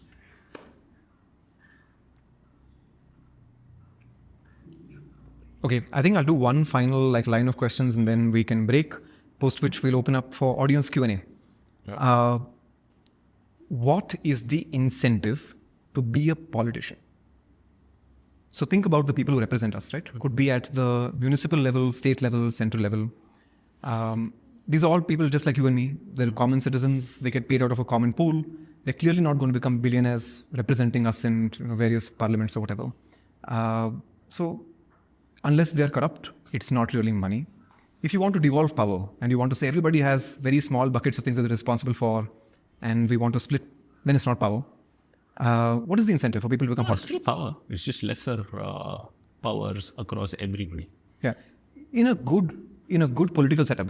So I think federalism is a very nice pipeline to look at politics as a career, because you move up the ranks properly rather than I want to become an MP today. That's how it works in India right now. It will not work if you had seriously devolved federalism with proper local elections in the country. You would then have to move up the ranks, so to say, right? I think there is an incentive to become a politician, because then it's just looked at as another job, another profession, rather than I'm in it for making money. I want to disagree. Premise. The moving up the rank argument seems more likely in a unitary system than in a federal system. You mean a decentralized unitary system? Yeah, a decentralized unitary system. Because usually in a good federal system, you have a lot of local representation. I have a local party who's very unlikely to be a national party. Yeah. So it's good. No, so I'm saying that people want to cap at. So I'm not even thinking about national politics as the peak of everything that is political success. I'm looking at possibly becoming the finance minister of a very, very well-endowed state. A well-endowed state, yeah. The governments are financial. I'm going to postulate here that we want the brightest possible minds walking into politics, because when they do, our lives become better. Right? This, I think, makes sense. And it's a wide competitive field. You could rather become an entrepreneur, you could go into working for a large corporation, leave the country and go work somewhere else. There are so many other possible options. And if you build a federal system and you have to represent your community at the most localized level possible, the very best you could do is be part of the state government. Again, because it's very likely that you have local representation, but those political parties that are locally representative don't really scale up to the national level. They could be part of broad coalitions, but moving parties is really hard. And knowing that my path to representing the country at a national level is difficult, that's point number one. But point number two, also that any role I am given anywhere is super limited. That is, there are only so many things I can do with that role. It means I'm less incentivized, I think, to even get into politics. So there are some studies in America which show how competitiveness in local elections are, what are the determinants of it. One of the what influences turnout, and what influences number of people filing nominations, and what influences competitiveness between. In financial incentives, you up the salaries, give them power, ensure that they have a decent budget, you will have people competing. That's the incentive. It's very simple in that sense. We can't. It's a very hard solution, but it's a very simple way to think about it. Very hard to implement is what I'm getting at. It's just trying to empower local governments and give them better money. That's all. Yeah. We have 260,000 local governments in this country. Going into polls should be going into polls every 4 years, 5 years, whatever. The problem with financial incentives is that's automatically the gateway to corruption. In India today, the political incentive beyond some degree of power is financial incentive. It's not that you get paid by the state. It's more likely that as a consequence of the position of power. I think we are not able to imagine a world without corruption. That's the problem. See, I think if you incentivize, you're saying that it's always going to be corruption. No. I'm saying that, okay, in today's world, a lot of politicians get into politics because corruption is an easy fact, which means I'm going to make money. So underpinning the incentive for corruption is financial upside, right? Right now. Yeah. Okay. But that's the flywheel. So as an example, okay. But then what? Yeah. So let me finish. As an example, I try to get a driver's license. Okay. And if I go and follow all the rules in Karnataka, at least in Bangalore, you can't get a driver's license. It's not possible. The way you get it is you have to bribe the guy. Okay. Now what's happening here is there's a whole chain of bribes, right from the dude who's been appointed at the top of the RTO to the local peon. Everybody gets a cut. And so everybody's in on the system. When you have strong financial incentives, there are incentives to gain the system to be able to reap those financial rewards. As of this morning in India, it's corruption. But if you up the financial incentive to become a representative, for example, instead of earning, 50,000 rupees a month, I'm going to earn 5 lakh rupees a month. It increases the odds that I will be corrupt in some way to be able to accomplish that or to win that position or post. Because I can make enough payments now. Of the 5 lakh I receive, I can still spend 1 or 2 lakh rupees to pay other people who help me come into this position. Yeah. And so, I don't know. Corruption. It depends. IOUs can't be corruption. It depends on what. So, for example, if I have to, buy saris and liquor for a population, right? Then I'm making an investment for an ROI. You're saying that I am net. So essentially, then the problem is the incentive. Right? It's money. The incentive is money. There is an optimal incentive that we need to scale to, and if we scale beyond that, then it's going to lead to rent-seeking sort of behavior. We just need to find what the threshold is and then make that as the incentive so that we have the effective level of competition such that people actually want to get into politics and actually compete. Again, you see, the imagination is still that there will be corruption. Yeah. We have to take that away to a certain extent to imagine how competition can exist. That's all I'm trying to say. I think local politics in India is really broken. We need to fix it if we want better outcomes, which essentially also mean lesser corruption. Yeah, I can buy that. It's a very easy that way fix, but it's very hard to implement. Yeah, because there are countries where corruption is not a fact of politics. Yeah. And so we could see ourselves emulating that. As a final question on this arc, what about cronyism? So usually business interests get muddied with political interests. It's part of donations, etc. The more local you go, the more likely it is that the local business, who's not an Ambani and Adani, but still quite a large local business, may play an active role in the election of a localized politician. Is this something that we want to be concerned about? I mean, right now in India, except 2 states, local politics is partyless. Should be partyless, right? Sorry, local politics is? Partyless. Partyless, okay, yeah. You don't compete on a party ticket in the local elections. You don't have party-based IM, CPM. I mean, in Kerala there is, in West Bengal there is because of historical reasons. But in no other state is that the case. So cronyism is very diluted, but it will exist. So the guardrails there have to be some sort of a monitoring agent which is empowered at a higher tier than. See, we are essentially trying to devise monitoring agents such that there is effective functioning of governance. We cannot make the monitoring agents the people who implement policy also. That's what happens in India. Yeah. Okay, we can't do that. If we want effective democracy and representation, we have to separate the administrative implementation apparatus, which also is usually the monitoring apparatus, from the political apparatus. Political apparatus tells these people what to do, they do. Right now, what is happening is they do because they get, transcendental wisdom. And the monitoring apparatus is at a state level or at a federal level? Both. Okay. The reason I'm asking is what I imagine would happen, okay, is a political party comes into power with the backing of some private entity who has financed the party or financed the individual person or the party. Once they are in power, rules and regulations change to further benefit said private institution. Said private institution then further finances party. So there is a large mismatch in funds, and so you've built a flywheel. Okay. And where is the citizen in all this? The citizen is, so what's the good way to answer this? If there is enough suppression of other political voices, it becomes really hard for the citizen to even know that there are other meaningful alternatives, or that there is corruption taking place, or that a lot of this... So there's never, I mean, then you're essentially saying there's never discontent. Right? Discontent leads to anti-incumbency. Maybe instead I would say something like, there is no belief that there's a better option. There is discontent. But I'm saying this is the best that I have. And by the way, this is the Indian status quo for a lot of people. Yeah, I mean, you talk to anybody who is driving an auto in Bangalore, this is what their answer would be. I don't care for who the politician is. Everybody is corrupt. Yeah. Everybody is whatever, Yeah. like a bunch of things. So it doesn't matter who I vote to. But it seems like then we as citizens are just powerless, right?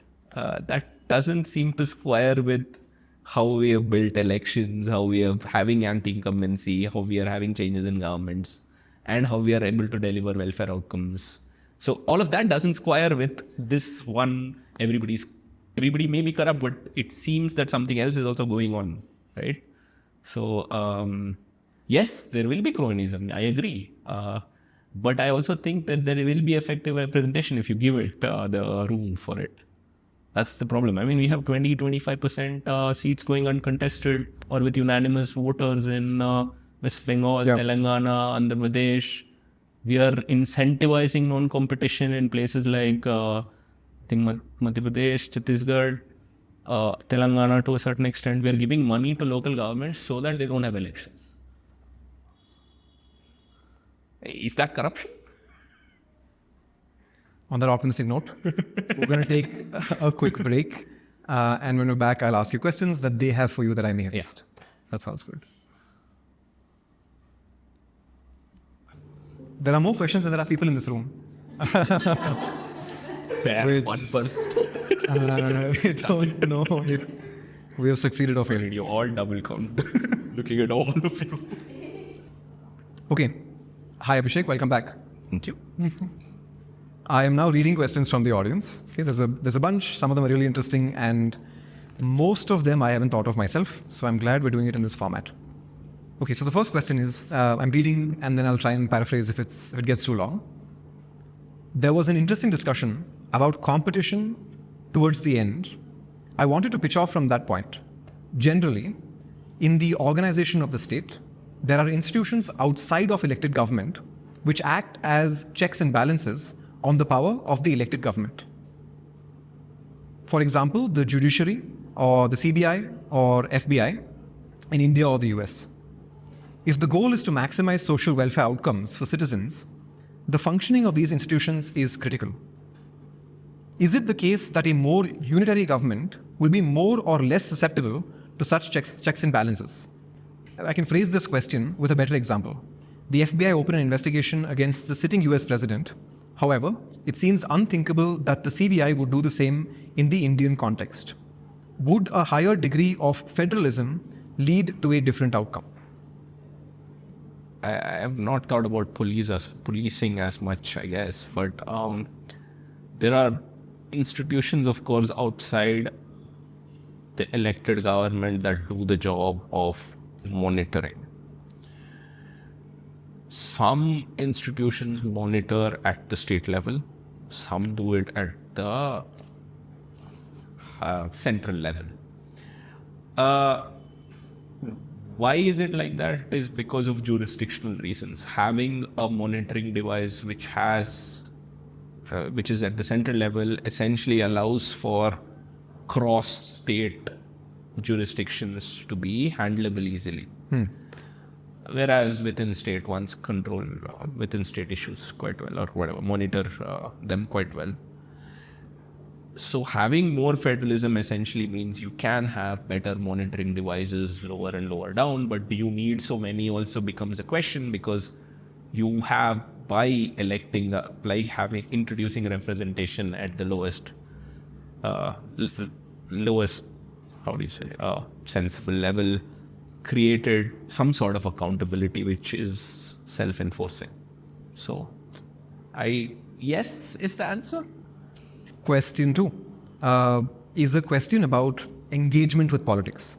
So I'm going to paraphrase what this person's asking, but the question is that in a highly federal system, what we anticipate is that people will have deep engagement at their local level. They will turn out to those elections in larger numbers and with more veracity because they care more about the outcomes of those elections. However, in practice, that does not seem to be the case. That is, the claim is that it does not seem to be the case that people turn out in overwhelming numbers for local elections. Does this not break the hypothesis that the reason we do federal structures is because people care at a local level, but clearly the evidence is not showing that? I'm assuming this is contextualized to India. Yeah. Then I think the answer, yes, I agree. But that is because at the local level, we have disincentivized being in politics so much that there's no interest for the local electorate to even go and show up and vote somebody. That's how I... In other countries... It is better. Is it better? Yeah, much better. Okay. Again, I don't have the numbers for this, so it's open fact check. Yeah, it's... Okay. Question 3. How far to federalize? That's the question. So, for example, how to decide? Why not federalize to the individual level? That is, someone to represent that particular wheat farmer in Tamil Nadu. Mm-hmm. How do you decide how many levels of government have to be there in the federal setup? And why not go all the way down there? So in India, we have 3. In some countries, you have 2. In some countries, you have 4. I think collective action problems become a problem if you essentially become anarchic, right? That's what this question is getting at. So there are gains to scale for providing public goods, and that is wherever the gains are maximal and the costs are the lowest, that intersection is where I would start. That's a very hard measurement problem. It's a very easy theoretical answer. Just so I understand what this graph looks like, you're saying at the completely unitary side of the graph, the costs are too high. Then the costs start to drop as you continue to introduce more levels of hierarchy. However, there is such a point at which adding more levels again begins to increase the cost of having this sort of a government. Yeah? Question 4. This is jumping off to my example about a ship coming into a port in Bombay. So the question is, I live in state A, which is some part of India, and the state policy of state B is directly negative or negatively impacts the people living in state A. So the example provided here is that drug manufacturing happens in particular states where the regulation is fairly loose, allowing for spurious drugs to circulate in the national market. And as a point here, one of the core tenets of federalism is that there should be a national market. And so if there is a national market and there is no way to impede the movement of goods and services across these borders, then these spurious drugs do move across borders.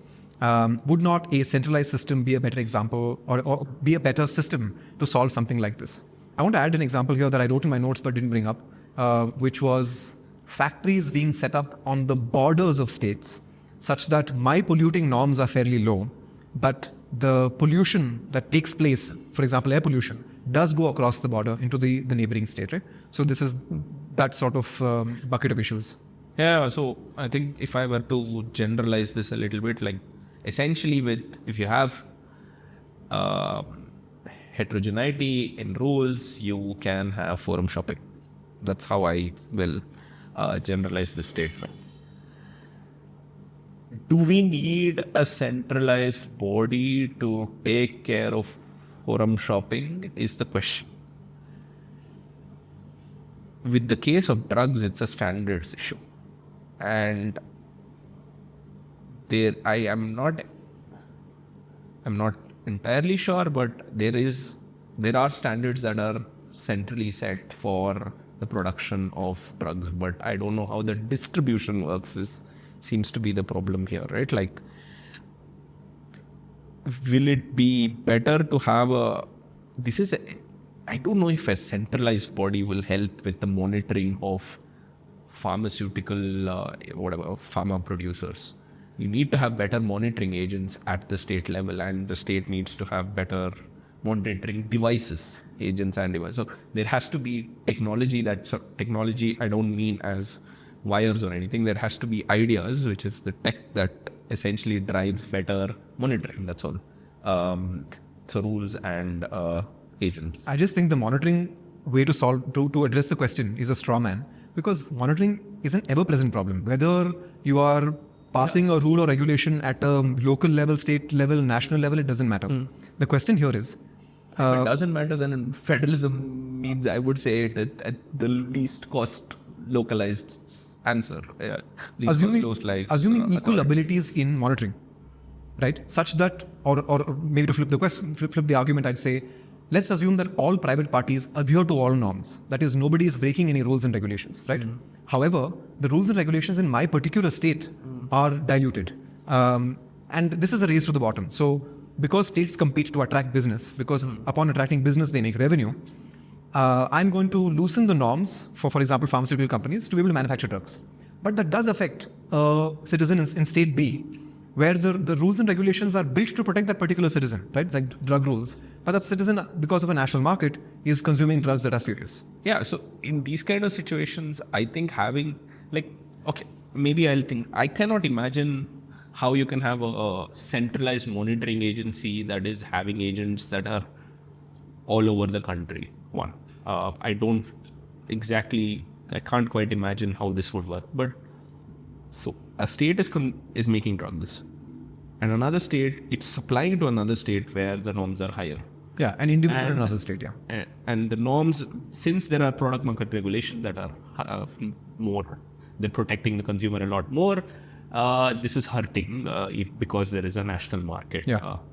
So then the question then is, you have to build rules that effectively lead to better monitoring. Still, I don't really see how it is a straw man. Maybe you can help me. You tell me how this is. Because nobody's breaking any rules. That is, in state A, you are allowed to manufacture the drug. Yeah, so centralized standards I'm all for. So I am not saying that you need to have everything decentralized or like devolved to the lowest possible government. You need standards that are fairly centralized. But the monitoring of those standards need to happen at a localized level, that's all. So that these heterogeneities which harm welfare don't exist. Right. And so every state cannot come up with their own policy on, for example, what... Own policy can happen, but they have to adhere to a standard. Which is federally mandated. Okay. So that's how it works with most things, that's how it works, right? Like you have to ensure that you have a central standard that is met. Maybe a follow-up then is, if the question is about monitoring and enforcement, why would it be preferable to have the enforcement authority be part of the state level, as opposed to have the enforcement authority be part of a federal level and decentralize? So the easy answer to this would be is that policing is a state subject. But the reason why I think policing is a state subject would be that, essentially how norms are followed. There are formal and informal institutions. So norms are generally informal institutions. They are very, very different in different parts of India. Okay. So you need to have a police force that is contextually relevant to the citizens that live in that state, in this case. So in the same way, enforcement also becomes, to a certain extent, a state matter.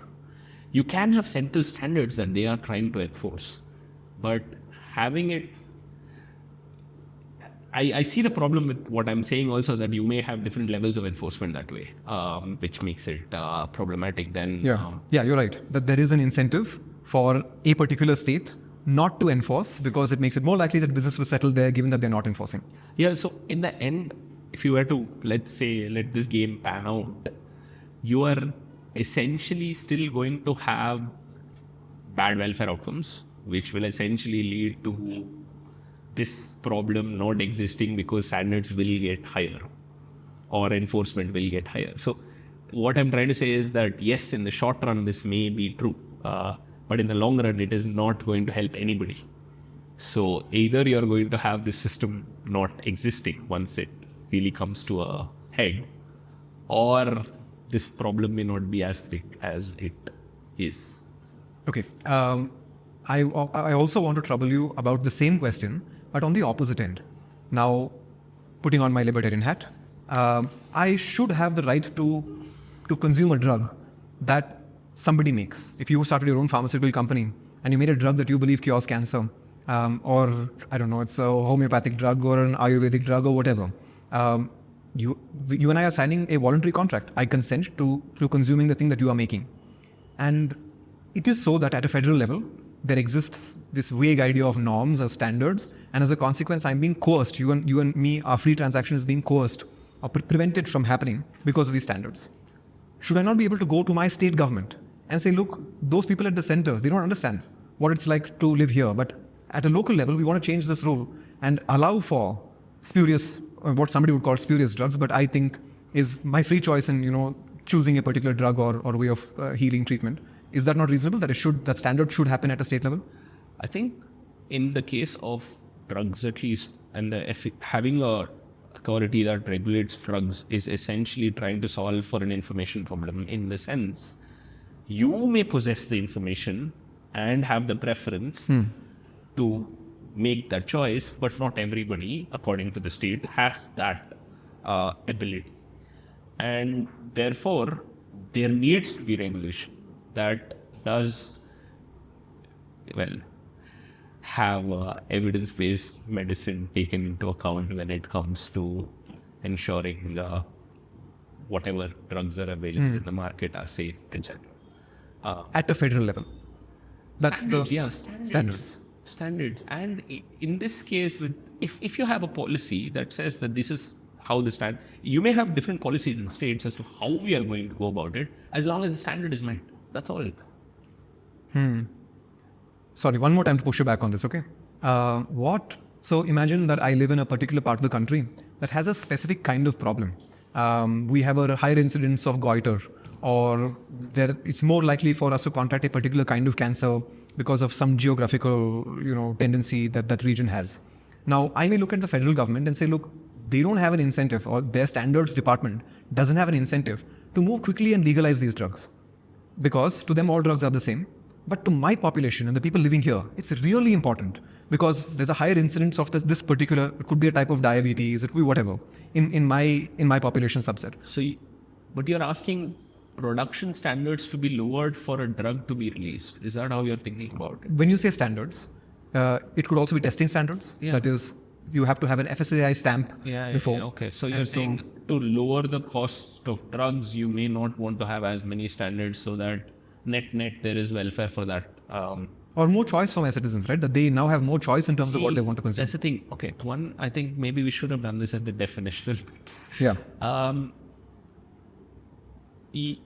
Federalism doesn't necessarily mean symmetry across. There can be carve-outs. Like you said, this whole... we have special status states in India. We've had a constitution for Jammu and Kashmir, etc. So carve-outs where necessary can be made. So you can have asymmetric rules for... asymmetry is also a good feature in federalism. So yes, you can have these kind of things. I don't really see the problem there. Okay. Next question. You said, that's Abhishek, that local governments in India are broken. Why is your solution to fix those local governments as opposed to remove that tier entirely? Because I think representation matters. Full stop. And would representation that is offered to me via a decentralized unitary government be worse or so much worse than a broken federal government? Can you tell me how this looks?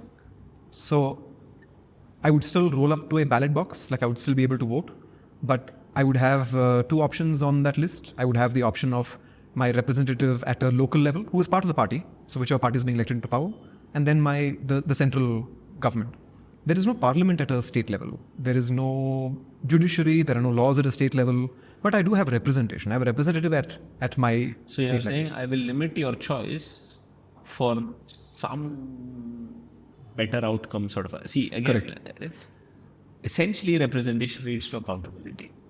Accountability is like an enforcement sort of a device. And accountability leads to essentially better outcomes. That's what this loop is. You want to throw this loop in the dustbin and go with some other loop which is bringing about welfare outcomes. Okay. But what is it and how can you imagine it is a very, very important consideration. That's all. Local governments in India are a good idea because we have way too many people.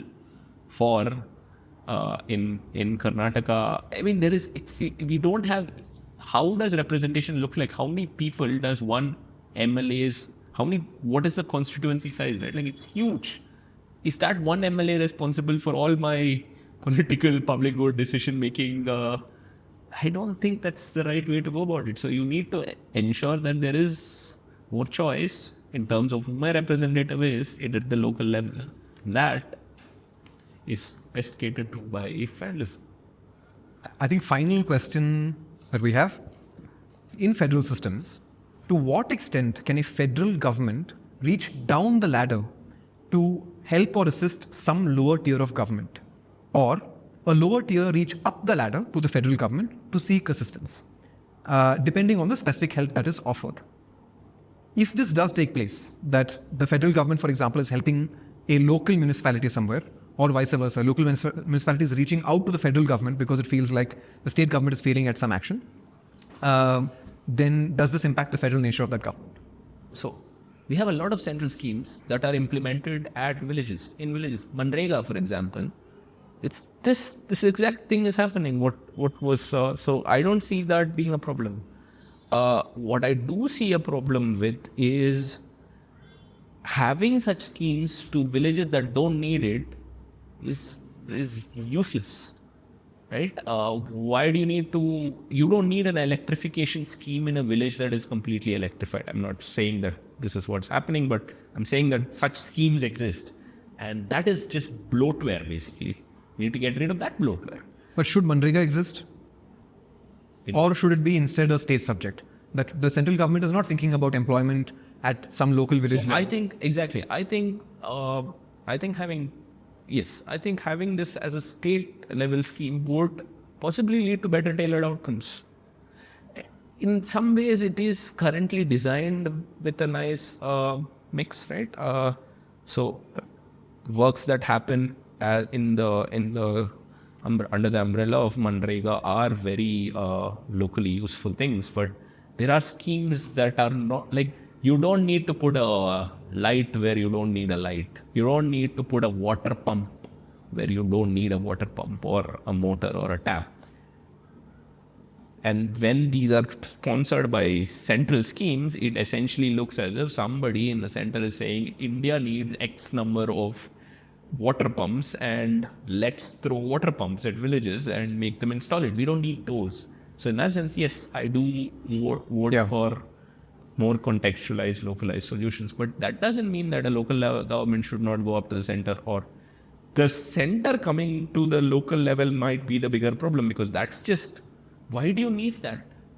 Why do you need somebody in the government, in the central government, in fact, sitting in Delhi, looking at what is happening in Nagarkoil district and saying, yes, there needs to be a light here? I don't see that as use. Yeah. All these schemes like the Swachh Bharat scheme and toilets across India, these are all things that are centrally planned. Yes, and they're centrally monitored also, with, in some cases, with the assistance of local governments saying this is how we plan this, etc. But maybe, see, we have implementation authorities that come into the mix. Those are another problem, which I think, if you want to read about that, is a great place to go and see how federalism doesn't work in India. We have, we have development authorities in states which are essentially IAS officers who are going to say this is how we implement state level policy or central policy. We don't need that. We need local legislators saying to local level bureaucrats saying this is what we need, and this needs to be catered to through funds available by taxation that we have given to the treasury. That's how we need this system to be. Okay, one way to push back, say that a good central planner would sort of follow the same process that a state level planner or a municipal level planner follows. So the way it would work, I think, is something like a state budget would be set aside that would be assigned to, in part, to some local municipalities who would then have to solve their local problems. So when you give the pump example, say how many pumps should be there in India. In effect, what's happening is at the smallest level possible, you are asking a question. Do you guys need a pump? And if you do, how many pumps do you need and what locations? And that feeds back into some document that then compiles a list of pumps required, and then we enact, a way to deploy those pumps. So why not do it at a federal level? It seems like they would follow exactly the same process, and it would still go to the most local level to ask the question of how many pumps do you need and where and why. Do you want a government that is that big at the center is the question then. Like, if you want efficient governments doing delivery of public goods efficiently and what is needed efficiently, then you can't have a gargantua sitting in Delhi telling, hey, this is how we're going to do it. If you're having a representative that you can elect at a lower level, that essentially ensures subsidiarity is followed to a certain extent. That's how I would answer. And if I had to add to what you were saying, it would be something like, if only 5 out of the hundreds of thousands of districts in India needed pumps, then the central government would never worry about this problem, but those 5 would be unable to solve it. And so that seems like one way to push back. Okay, one final question. What is the fundamental barrier or resistance that one faces, like a country faces, in trying to adapt federalism? And to add to this, you said this during our recording, like the first half, every level of power attempts to centralize as much as it can. It seems like the natural incentive of those who can have power to have as much of it, right? And it feels like a system designed to break. That is, at all points, every actor in the system is attempting to accrue as much power to themselves as possible and to devolve as little of it as possible. And so what are the barriers? Like in making this come to fruition, these seem like natural problems? So, I mean, one is like, you have this kind of devolution of power when you have a window to devolve power after some significant event, sometimes, usually crises, right? Crises tell you, hey, this was messed up, we may have to. So that, see, it's also not just that concentration of power. The 1993 amendments to a certain extent were a political bargain between the center and the states, in that the states were getting powerful. There were regional politics was getting more and more important for Delhi. So the people at Delhi were like, okay, we will give you the power to form local governments. You may do so by doing X, Y, Z. And that's how the 73rd Amendment was written up. States may do X, states may have elections, states may have. And the states then choose how to design that law. So they have the world power. Now, it could, again, you need some sort of a window where this kind of an equilibrium exists at power devolves from the top, from the state level to the local level. Yeah. And this also is the same, right? Like, you have malapportionment. If you have growing populations and smaller government representation, like the ratio, then you will have these kind of problems crop up, and then there will be a bargain, and then there will be devolution. Thankfully, we are not, like, that is what is also, I think there was another question which said, what is the effective level of tires we need, number of tires that we need to have? This is how it gets answered. At some point, you will need to devolve power. If you don't devolve power, you're going to end up being extremely top heavy, and that is inherently more fragile than having a more sort of a pyramidal structure where you have equal powers distributed across tires. Got it. Awesome. That brings me to the end of the questions that were written in. Abhishek, I'm very grateful for you, one, coming on the podcast, but second, coming to a live event, because I didn't know how this would go, and it's the first time we're doing this in front of a crowd. I know it takes a lot because it feels like I'm disagreeing with you. And then in the second half, everybody here. It was like high fried here. Yeah. And so we've like ganged up on you basically for. Yeah. And so thank you for even like helping me pilot this as a format. I'm very grateful. If you have any last words? Nah, I'm very happy we did this. I have not done something like this before, so I'm quite happy we've done something like this. And I have a lot to think about, especially with things I haven't thought about before. Policing, drugs come to mind. But also how engagement sort of works at different levels sort of comes to mind, and why engagement is low in India is something I'm working towards, but some of the questions here have given me a lot to think about. Awesome. Thank you. Thank you for your time. Thank you.